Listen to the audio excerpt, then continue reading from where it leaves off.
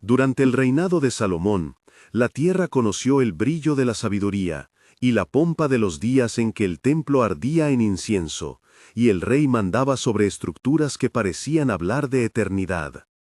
Las plazas olían a cedro y mirra, el rumor de los obreros resonaba como un tamiz sobre la ciudad, las caravanas venían llenas de marfil y piedras preciosas, y la fama de aquel hombre cruzaba fronteras. Mas debajo del esplendor crecían tensiones. Hombres cansados en la obra, familias tributarias, alianzas matrimoniales que ataban a Israel a prácticas extrañas.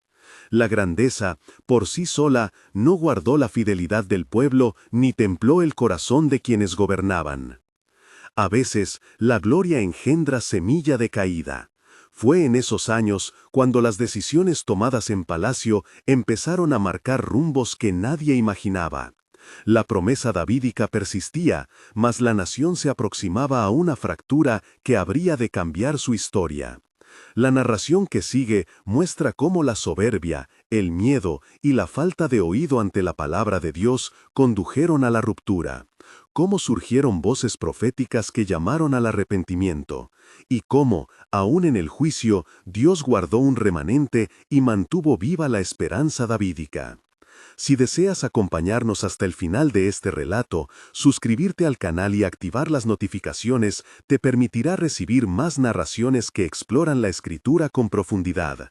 Quédate hasta el término, deja tu like si la palabra toca tu corazón y comparte para que otros también escuchen esta historia que enseña y advierte. Salomón murió y su hijo Roboam subió al trono. En los pueblos se había ido acumulando un pesar que la magnificencia del palacio no alcanzaba a ocultar. Los fieles recordaban los días en que los ancianos aconsejaban continuo, y los heridos del trabajo recordaban la carga de tributos y corbeas impuestas por el rey. Surgió Jeroboam, hijo de Nebat, hombre fuerte de la tribu de Efraín, quien había trabajado bajo el servicio de Salomón. El profeta Ahías de Silo, hombre de Dios, llamó a Jeroboam aparte y, en señal visible de la voluntad divina, rasgó su manto en 12 trozos. Tomó 10 de ellos y dijo: «Toma para ti 10 tribus, porque así dice Jehová, daré a tu mano todo lo que perteneció a Salomón, dejando solo tribus para la casa de David, por amor a mi siervo, y a Jerusalén, por la promesa hecha a David». El gesto del profeta quedó en la memoria de Jeroboam como semilla de esperanza y peligro. El anuncio fue palabra grave. La unidad que había sido don de la providencia empezaba a quebrarse por juicios y por la ceguera de los hombres. Cuando Roboam subió al trono, fue llamado a Chequem todo Israel para que el pueblo le presentara sus demandas. Los ancianos, que habían servido junto a Salomón, aconsejaron a Roboam: «Si sirves al pueblo con mano suave y les respondes buena palabra, ellos serán de tu servidor siempre». Mas Roboam, consultando luego con los jóvenes que en su alrededor crecieron, oyó su consejo. «Diles que la mano que los afligió será multiplicada, que responderás con mayor rigor». Entonces Roboam respondió al pueblo con palabras ásperas. Dijo: «Mi padre os afligía con pesadas cargas, yo os haré aún más duro». La respuesta fue ruptura. Las 10 tribus se rebelaron y Jeroboam fue proclamado rey de Israel, quedando Roboam con Judá y Benjamín. De inmediato, el temor acudió al corazón de Jeroboam. Temía que, aunque rey sobre las 10 tribus, el pueblo volviese a Jerusalén para sacrificar al Señor, y así su propia autoridad decayera en favor de Roboam. Para asegurar su reino, Jeroboam tomó decisiones que sellaron un rumbo de apostasía. Erigió 2 becerros de oro, uno en Betel y otro en Dan, y dijo al pueblo: «Son tus dioses, Israel, que te sacaron de la tierra de Egipto». Levantó altos y designó sacerdotes ajenos a la casa de Leví, e instituyó fiestas semejantes a las de Judá, con el fin de crear un culto nacional alterno. Así, nació en el norte un culto que separó al pueblo no solo en política, sino en corazón y altar. Los reinos caminaron cada cual con sus propias sombras. En Israel se sucedieron golpes y sanguinarias intrigas. Hombres tomaron y perdieron tronos en cortos años, y la estabilidad política se quebró. De la sucesión de reyes surgió Omri, que compró y fortificó una ciudad nueva, Samaria, que sería luego centro de poder. Fue bajo la casa de Omri y posteriormente en el reinado de Acab, cuando la influencia extranjera creció de manera grave. Acab tomó por mujer a Jezabel, hija del rey de Sidón, y con ella entró en palacio la agenda de Baal, altares, profetas de Baal y una presión política que buscaba uniformidad religiosa por medio de la fuerza. Jezabel reprendía a los profetas del Señor y exaltaba a quienes promovían el culto de la tormenta y la fertilidad. Así, las instituciones de Israel se fueron inclinando a la idolatría institucionalizada. En medio de esa sombra se levantó la voz de un varón de Tisbé, en Galaad, Elías. Poco se sabía de sus días primeros, salvo que fue hombre decidido y que la palabra de Dios vino sobre él con claridad. Se presentó ante Acab y con la autoridad de quien anuncia juicio, dijo: «Vive Jehová, el Dios de Israel, que no habrá lluvia ni rocío en estos años, sino a mi palabra». Con aquella declaración vino la sequía. Los surcos quedaron áridos, los arroyos se resecaron y la vida se contrajo. El pueblo sintió la falta. Los dioses de barro de las naciones no pudieron mover las nubes. La sequía fue signo de la ruptura entre el Creador y la nación, una respuesta a la persistente desviación. Elías, guiado por palabra del Señor, se retiró al arroyo de Querit, que está junto al Jordán. Allí, escuchaba el silencio que antecede a la prueba, y veía, al tiempo, la fidelidad que sostiene. Por orden divina, las aves llegaban en la mañana y la tarde, y le traían pan y carne. El arroyo, aunque menor, permanecía. Aquella providencia fue dura y sencilla a la vez. No fue la obra de un rey, sino la provisión del Altísimo para su siervo en tiempo de escasez.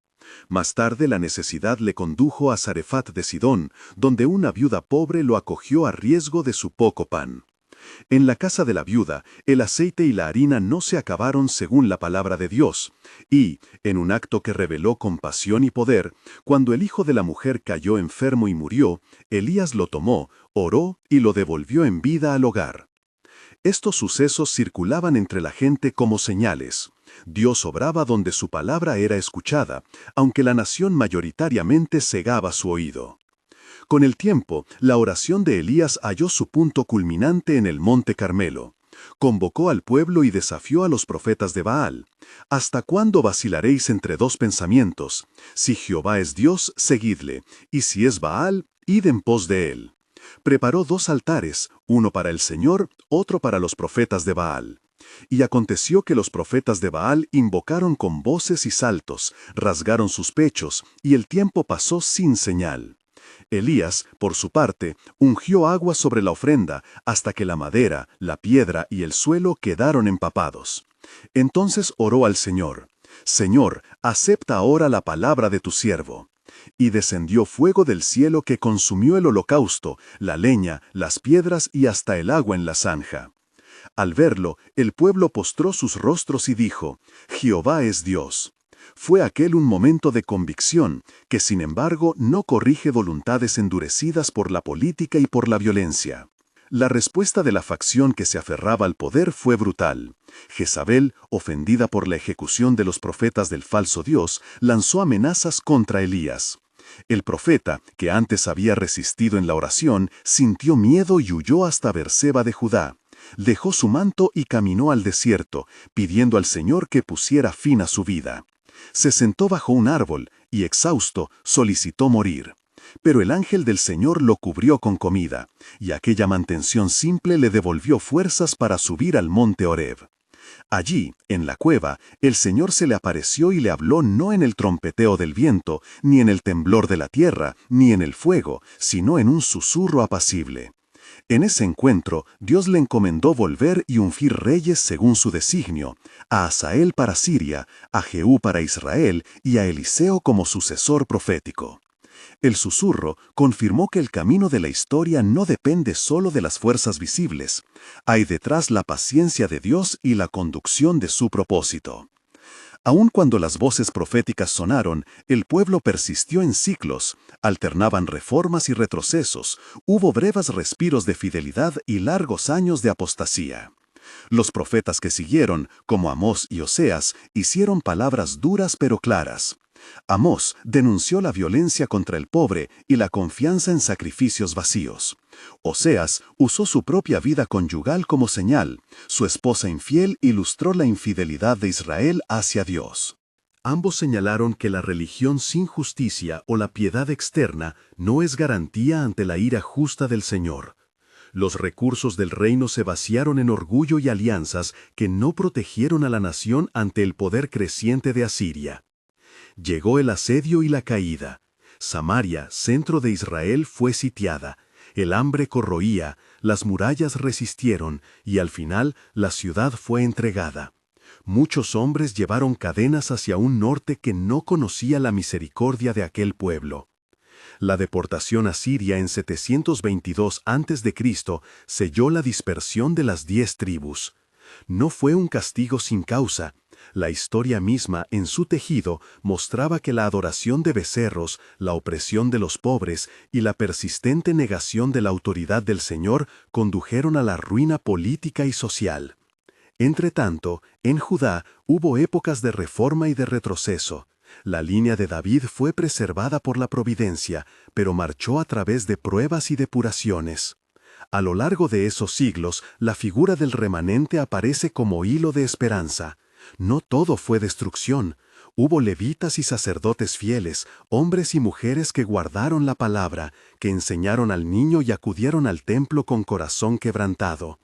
De ese remanente vendría la restauración futura promiséndose en la dinastía davídica, no por mérito humano, sino por la persistente gracia de Dios que mantiene su promesa aun cuando la nación falla. La historia que acabamos de recorrer exige una lectura que no se quede en la nostalgia del pasado ni en la mera descripción de hechos. 3 lecciones se destacan con claridad y reclaman respuesta. Primera, el orgullo de los líderes tiene peso histórico. Las decisiones de palacio, por minúsculas que parezcan, modelan el destino de pueblos. Roboam y Jeroboam ilustran cómo un consejo oído o rechazado puede abrir una brecha espiritual que perdura generaciones. Segunda, la liturgia sin justicia ni fe viva es apariencia vana. Amar al Señor exige amar al prójimo, sacrificar sin rectitud de vida conduce a la condena. Los profetas mostraron que el culto público debe estar acompañado de rectitud social. Tercera, la fidelidad de Dios se revela en el remanente y en la promesa davídica. Aún en el juicio, Dios no anula su palabra, guarda semillas de restauración y anuncia un cumplimiento que trasciende la corta vista humana. La tensión entre juicio y esperanza atraviesa todo el relato. El fuego que consume la ofrenda es también llamado a conversión. La deportación destruye estructuras, pero preserva promesas. El altar falso restaura en la historia la oportunidad de corregir. En los caminos polvorientos donde se discutió el poder, la gente murmuró y recordó a los tejedores, a las mujeres que junto al pozo lloraban por sus hijos, a los ancianos que recordaban la mano protectora de los días antiguos.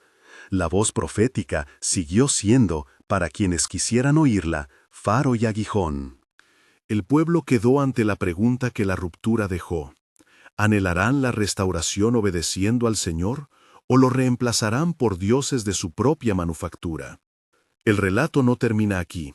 Quedan por delante episodios de confrontación más aguda, el eco de los profetas menores que claman por justicia, y el día en que las naciones verán que las promesas davídicas apuntan a un cumplimiento más allá de los reinos humanos.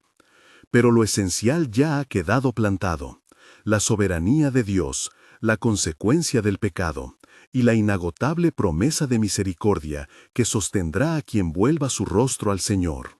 Isaías se levantó en Judá como voz en mitad de sombras.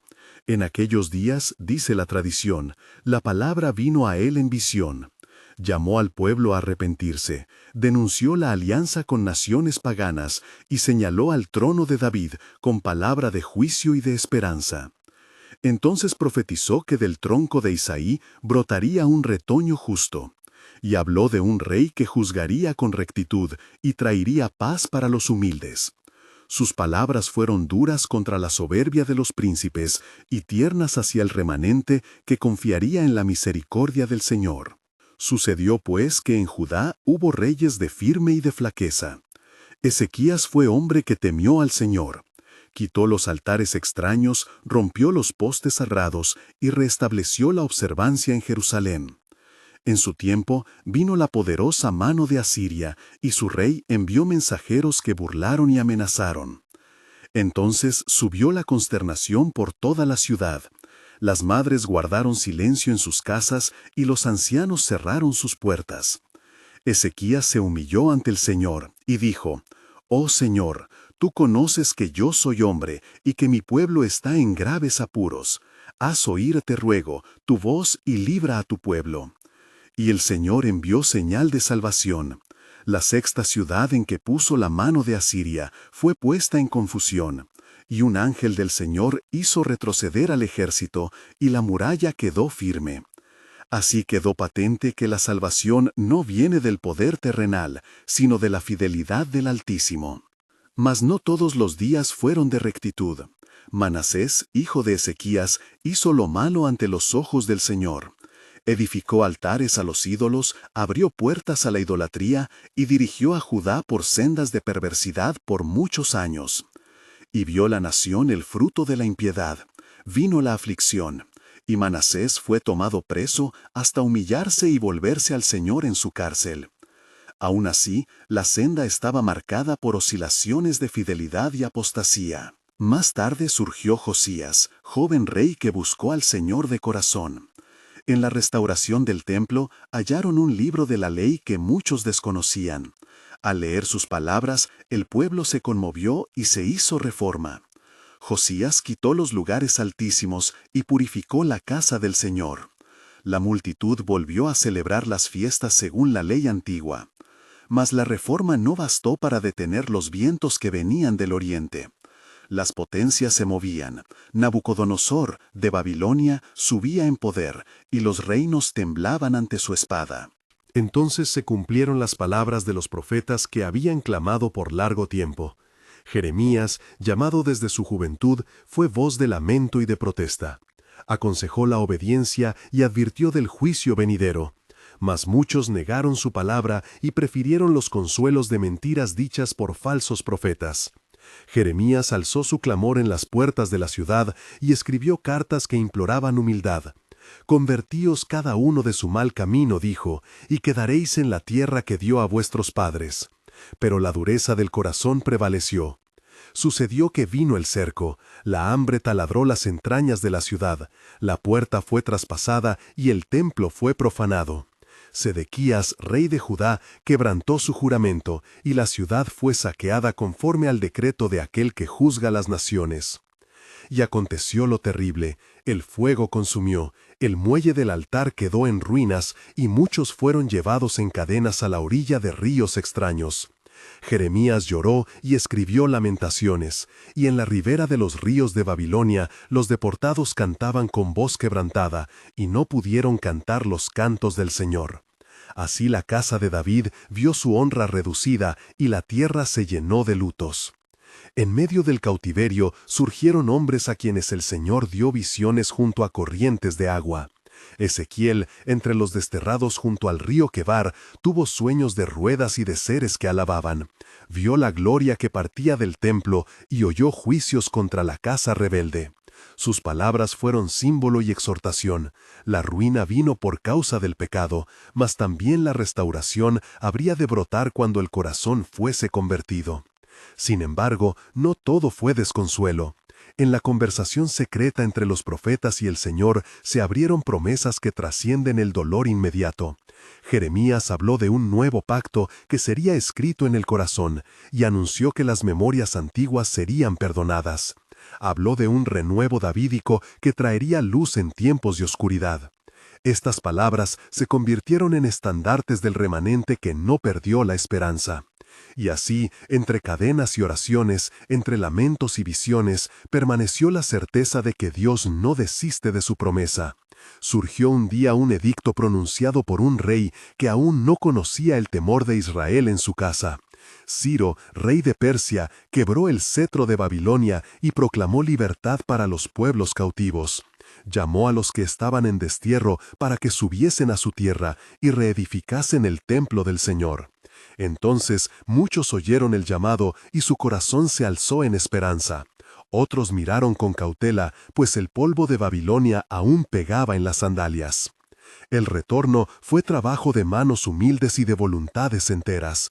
Los primeros que volvieron trajeron objetos del templo, cantos antiguos y sacrificios simples. Pusieron los cimientos de la casa y el pueblo oró con lágrimas, porque unos recordaban la gloria antigua y otros apenas reconocían la piedra bajo la hierba. Los profetas que acompañaron la restauración, hombres y mujeres con palabra fuerte, exhortaron a la fidelidad. No bastaba reconstruir muros y techos, había que edificar corazones. La promesa davídica seguía como fuego que no se extingue. A pesar de la pobreza y de los escasos recursos, el linaje y la esperanza permanecieron como semilla bajo la tierra, guardada por la misericordia. Así andaba la historia, de caída y de regreso, de juicio y de gracia, como río que corta montes, pero guarda cauce. Y la pregunta seguía viva entre los ancianos y los niños que nacían en la alborada de la restauración. ¿Habrá finalmente cumplimiento pleno de la palabra que habló un día a Isaí, a Jeremías y a tantos que supieron mirar más allá de la ruina? En torno a esa pregunta se reunieron de nuevo las voces del pueblo. Algunos cantaban, otros razonaban, y los sacerdotes vigilaban que la ley fuese observada. La memoria no cedía. Los relatos de la opresión y del auxilio divino se transmitían en las puertas de la ciudad y junto al altar. Hubo reconstrucción y hubo cautela. El mundo seguía siendo lugar de poderes y pasiones, pero la promesa persistía, firme como el sol que vuelve sobre los campos. Entretanto, los profetas menores, cuyos clamores habían sido por justicia, volvieron a sonar en plazas y caminos. Mica reclamó rectitud. Habacuc preguntó por la justicia de Dios en medio del mal. Ageo urgió a terminar la casa caída. Zacarías vio visiones de esperanza para Jerusalén. Cada voz añadió una hebra al tapiz de la esperanza, y el pueblo que escuchaba aprendió, con esfuerzo, que la fe exige obra y que la obra exige fidelidad. Mas la historia aún no alcanza su fin. Persiste la tensión entre lo visible y lo prometido, entre las manos que labran y la promesa que sostiene.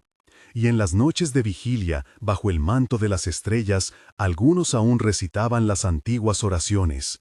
Pedían que la justicia brotara como arroyo, que el Rey venidero reinase con verdad, y que la ciudad, aún herida, fuese reconciliada con su Dios.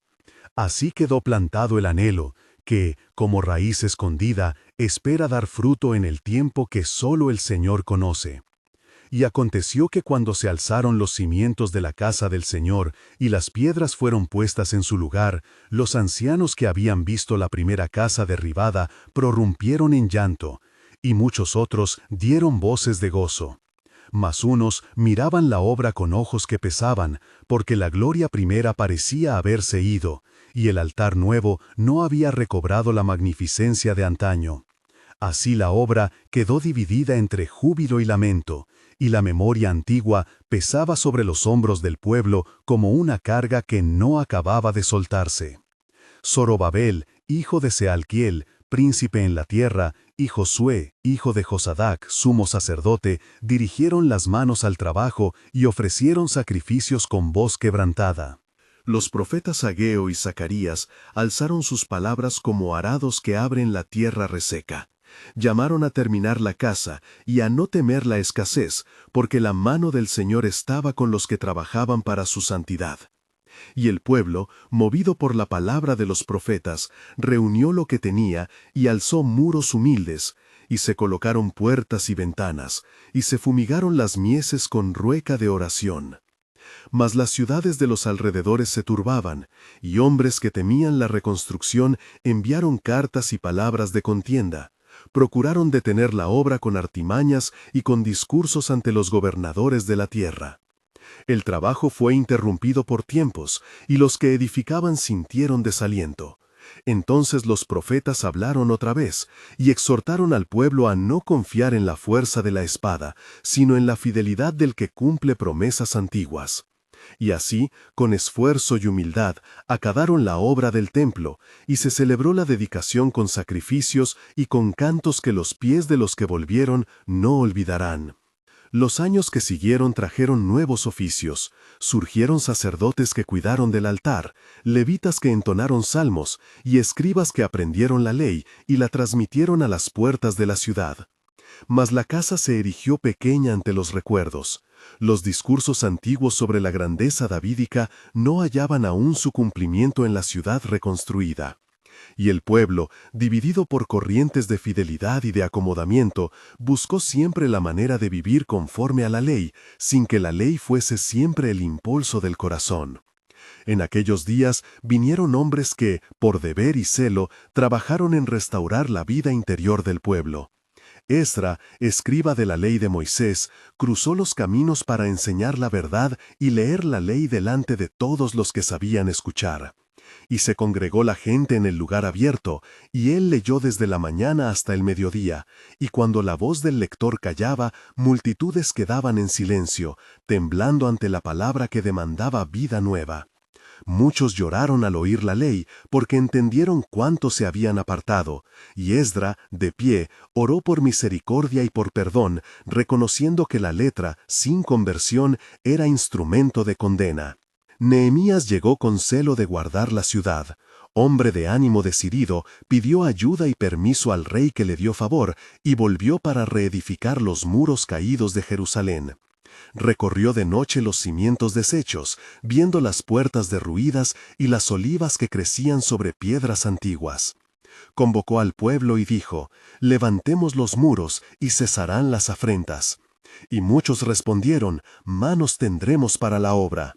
Hombres, mujeres y jóvenes tomaron ladrillo y argamasa, unos vigilaron, otros trajeron cargas, y el clamor de quienes les oponían, Sanballat y Tobías, se alzó, mas fue vencido por el empeño del pueblo decidido. Al reedificarse la muralla, hubo purificación de la ciudad y renovación de pactos. Se leyeron las leyes, se hicieron confesiones públicas y se separaron prácticas que no convenían al pueblo elegido. Hubo reformas en la casa de los sacerdotes y nueva disposición en los atrios. El pueblo renovó el pacto y se comprometió a guardar la ley, a dar ofrendas y a sostener la obra del templo. Sin embargo, junto a la renovación persistieron sombras, matrimonios con gentes de las tierras de alrededor, que trajeron costumbres y quebrantos, desigualdades en la tierra y la presencia de despojo en medio de la comunidad fiel. Los profetas lloraron estas cosas y reclamaron justicia y santidad. El tiempo avanzado trajo estación de silencio en la palabra profética mayor. Hubo generaciones que vivieron entre altar y mercado, entre oración y comercio, y la espera del rey davídico se volvió en murmullo recurrente en las asambleas nocturnas. Algunos recitaban las antiguas promesas, que nacería un renuevo de la casa de David, que vendría un pastor justo, que la ley sería puesta en los corazones. Otros, agotados por la lucha diaria, confiaban solo en el labrar de sus manos. Y así la esperanza se mantuvo, a veces encendida, a veces apenas una brasa, pero nunca extinguida del todo. Se levantaron voces menores que anunciarían el juicio sobre sacerdotes negligentes y sobre aquellos que vejaban al pobre. Malquías habló contra el olvido del altar y la frialdad de los sacrificadores, proclamando que vendría el mensajero del pacto y que el día del Señor actuaría con purificación. Sus palabras cerraron la breve era de los profetas con una mordedura de exigencia. La reforma verdadera exige corazón vuelto a Dios. Pasaron los años y las generaciones, y la ciudad quedó en pie, con su templo restaurado y su muralla enhiesta, mas sin la gloria que prometía la saga de los reyes. El anhelo por el cumplimiento pleno de la palabra davídica continuó vivo en los cantos de los levitas y en las plegarias de las madres que enseñaban a sus hijos las historias de Abraham, de Moisés y de David. Entre los que hablaban en las puertas de la ciudad había quienes juntaban las palabras de los profetas y las tejían en esperanza. La promesa sería cumplida, decía el remanente. El Señor no ha olvidado su pacto. Y en las noches, cuando las lámparas parpadeaban y la brisa traía el olor del incienso y del pan recién horneado, algunos volvían sus ojos al cielo y repetían la antigua oración: que el justo Rey venga, que la paz sea firme, que la ciudad sea reconciliada con su Dios. Así quedó la historia encarrilada entre obras humanas y promesas divinas, y el pueblo aguardó, paciente y expectante, por el tiempo que el Señor reservaba para el cumplimiento de su palabra. Mas cuando las generaciones se sucedían y el murmullo de la promesa no dejaba de latir en los corazones, se rompió el silencio con palabra y con hombre. No vino de los salones de los poderosos, ni de la escuela de los sabios. Vino de la soledad y del desierto, donde la tierra no ocultaba la verdad de la vida, ni la mentira de los hombres. En aquellos días nació un varón en la casa de Zacarías, sacerdote del linaje de Abías, y de Elisabet su esposa, que eran justos delante de Dios, pero sin hijos.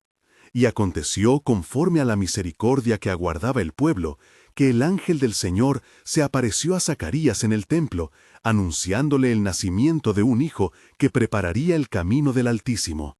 Y cumplida la palabra, surgió Juan, y creció en espíritu y en templanza delante del Dios de sus padres. Juan apareció en las riberas del Jordán, en el yermo que separa la vida de la ciudad y la soledad de la multitud. Vestía de pelo de camello, ceñido con un cinto de cuero. Su mesa era la sencillez del campo, langostas y miel silvestre, y su voz iba delante como trompeta. «Arrepentíos, porque el reino de los cielos se ha acercado», clamaría. Y multitud tras multitud acudía a la orilla para oírle y ser bautizada en aguas que lavaban, no la culpa que solo el corazón puede quitar, sino la señal visible de una búsqueda nueva. El mensaje de Juan era simple y recio. No exaltaba fórmulas ni pormenores de ley, sino que llamaba al desarraigo del pecado. «Haced frutos dignos de arrepentimiento», decía.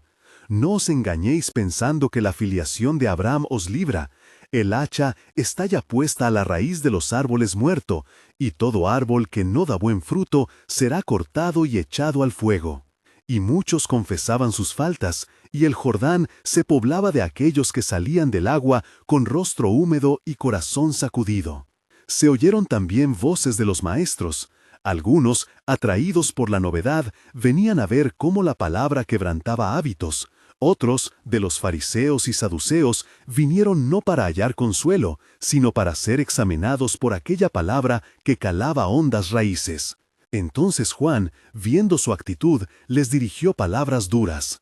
«Generación de víboras, ¿quién os enseñó a huir de la ira venidera?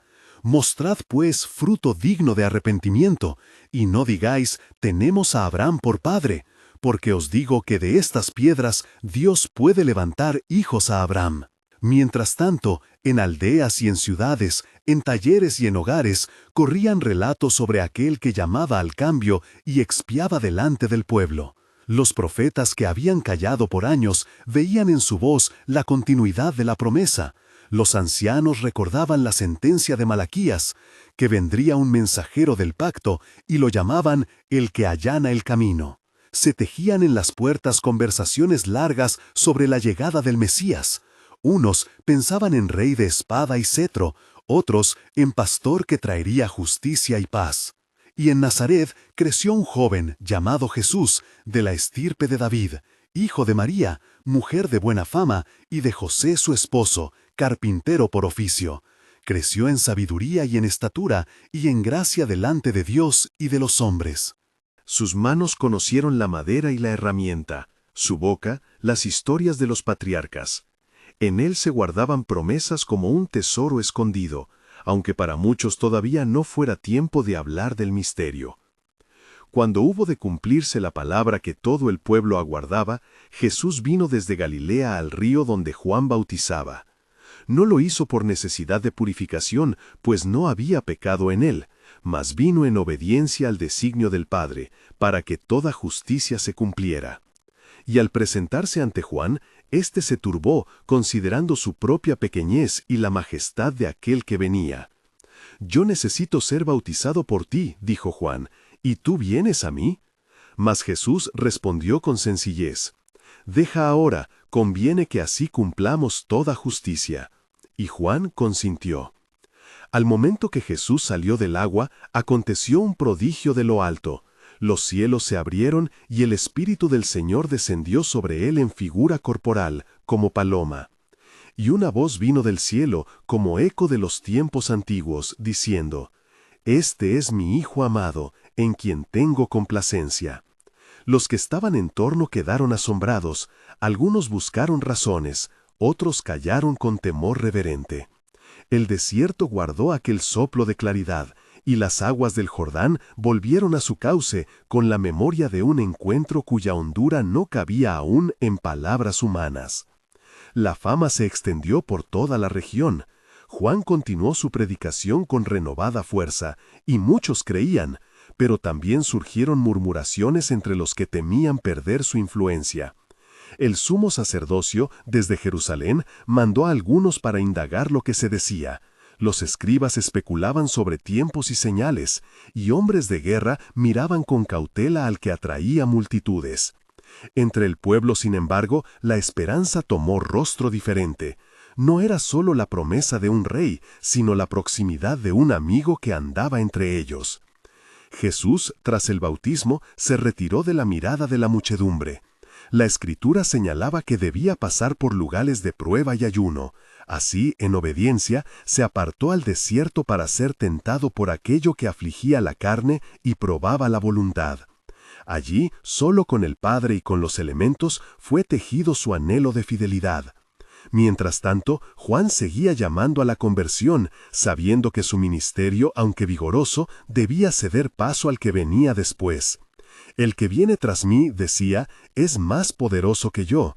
Yo os he bautizado con agua, mas él os bautizará con Espíritu Santo y con fuego». La voz del desierto no se contentó con la contemplación. En simetría con la obra de la ley y los profetas, buscó formar pueblo nuevo. No todos entendieron la forma de este advenimiento. Unos aguardaban señales de poder político, otros renovación moral.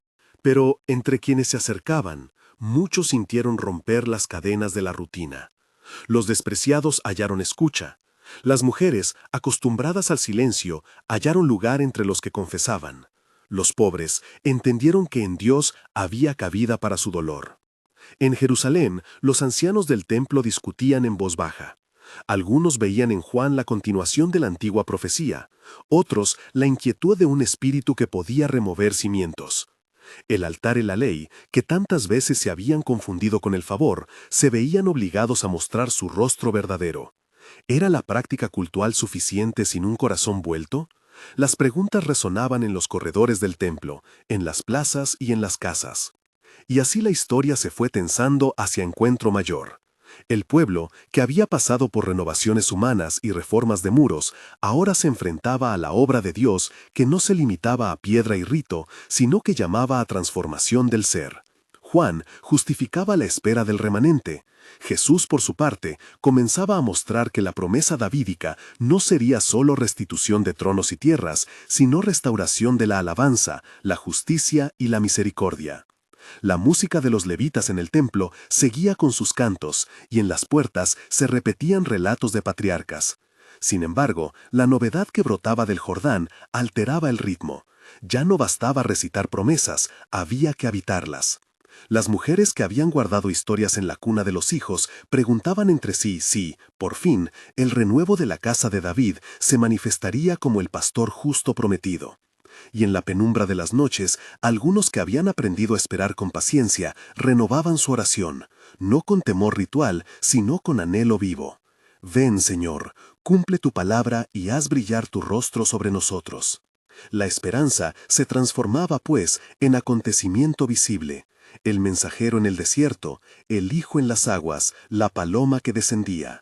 Todo ello era la intersección del tiempo humano con la eternidad de Dios, la respuesta definitiva al pacto que nunca había sido olvidado. Mas la historia no se cerró en esa escena singular, apenas comenzaba la fase en que la palabra se haría camino entre la gente y la promesa carne y vida. Y en el murmullo de la multitud quedó una pregunta sin pronunciar.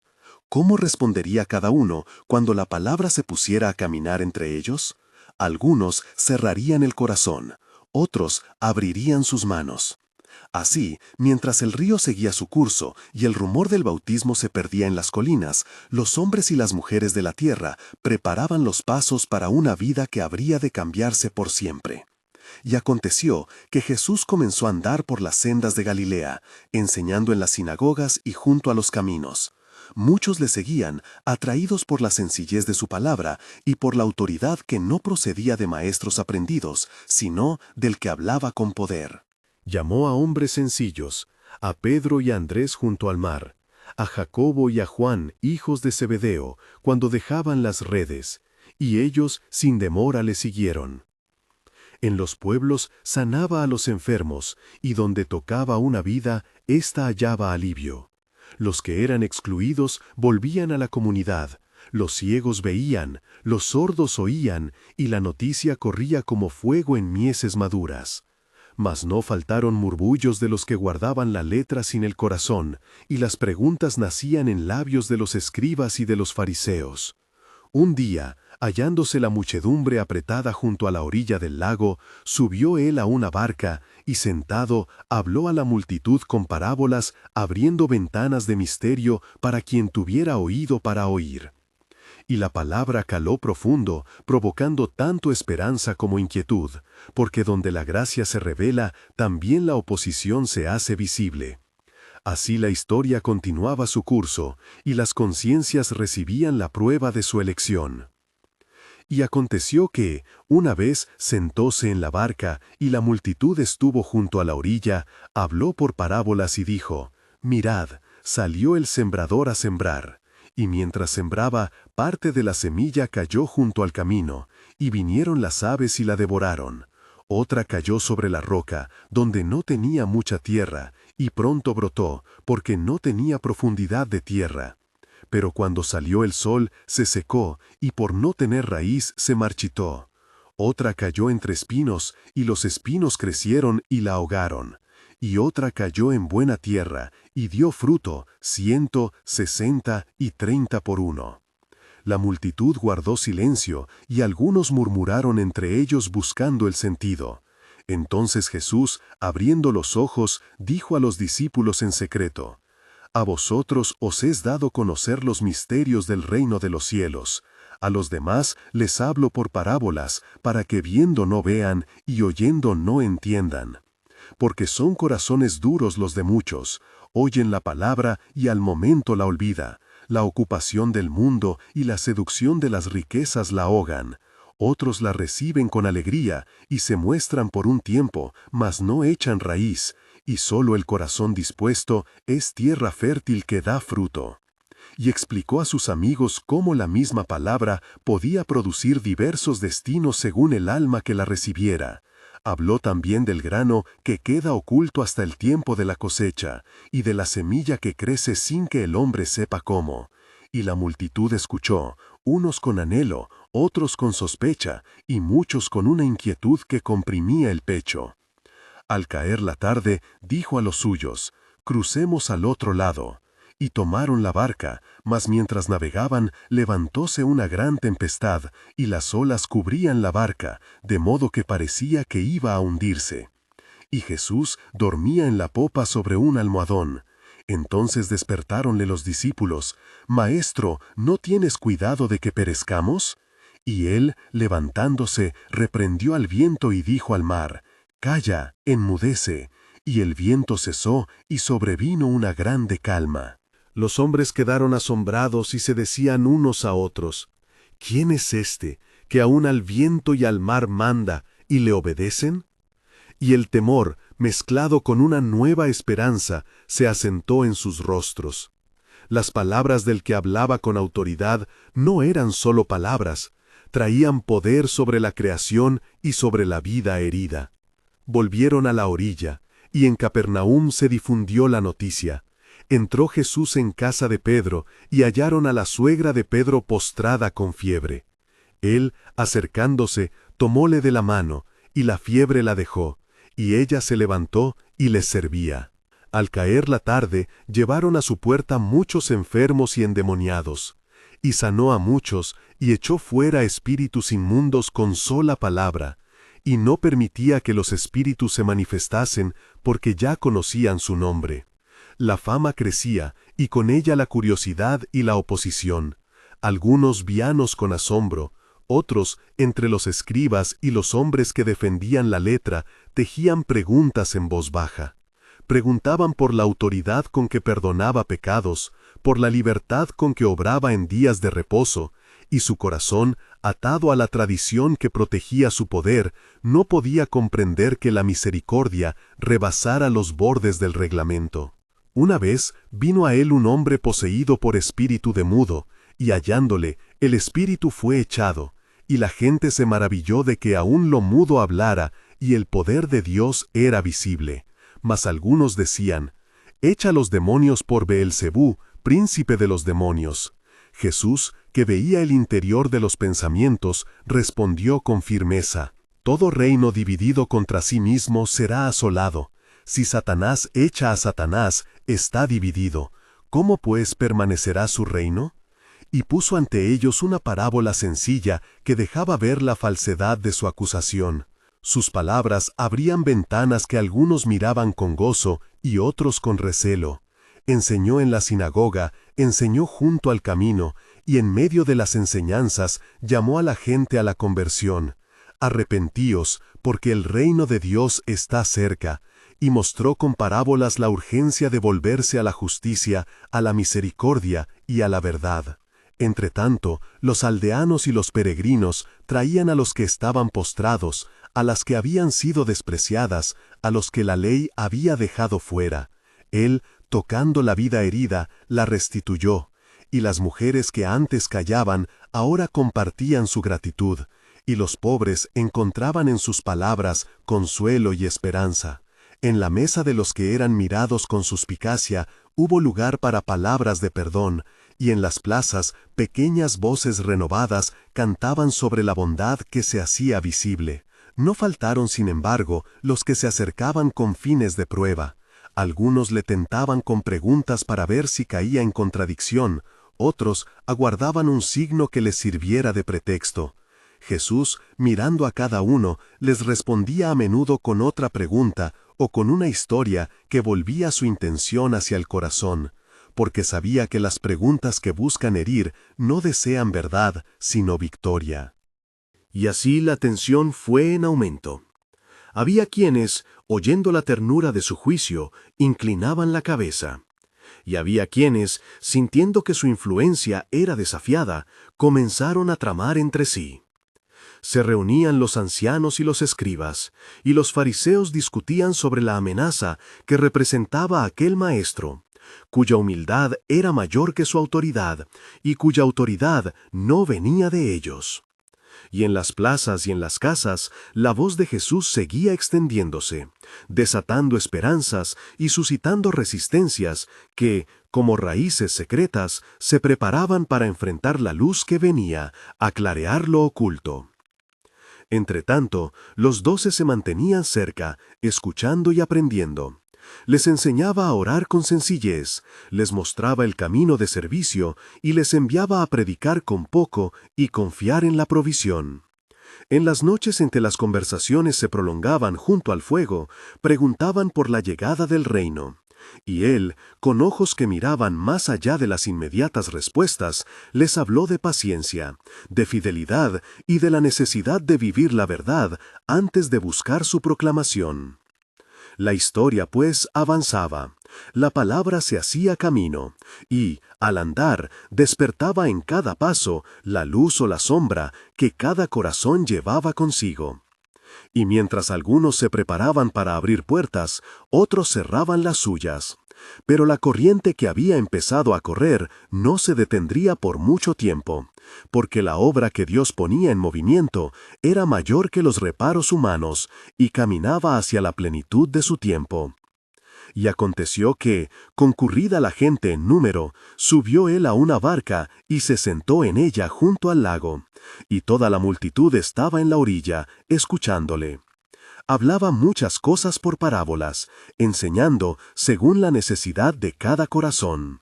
Dijo pues: Escuchad, un sembrador salió a sembrar, y aconteció que parte de la semilla cayó junto al camino, y las aves la devoraron. Otra parte cayó en terreno pedregoso, donde no tenía mucha tierra, y brotó pronto, porque no había profundidad de tierra. Pero cuando vino el sol, se quemó, y por falta de raíz se secó. Otra parte cayó entre espinos, y los espinos crecieron con ella, y la ahogaron.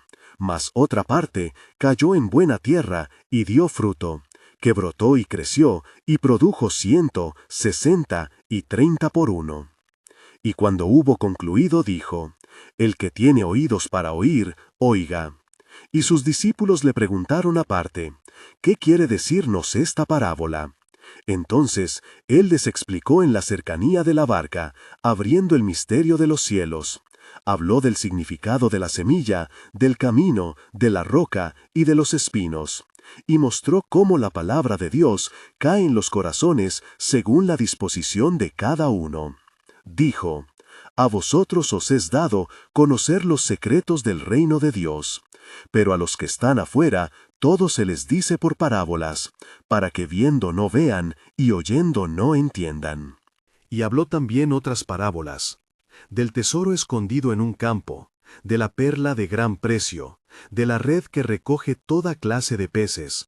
Y en todas ellas abrió en voz sencilla una puerta para que la multitud pudiera mirar hacia la verdad.